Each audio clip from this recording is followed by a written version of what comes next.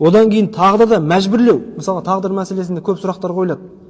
Алланың қалағаны дегені болады ғой. Қалаған бола ма? Иә, болады, молдеке. Бірақ адамның ықтияры бар. Бар. Соны қалай түсінеміз дейді. Сондықтан да Алла Тағала осы нәрседе екеуін мәжбүрлеу мен тағдырды мойындамаудың арасын ұстанасыз.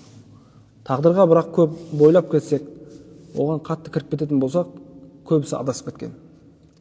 Сондықтан да Алла Тағала не бұйырды, нені жақсы деп көрсетті пайғамбарымыз саллаллаху алейхи ва саллям, соны істей беру керек. Иншалла бір мәнісі болады. Тура жолда біздің ғалымдарымыздың көрсетіп берген, шайнап берген асы бар, соны жұта беріңіз.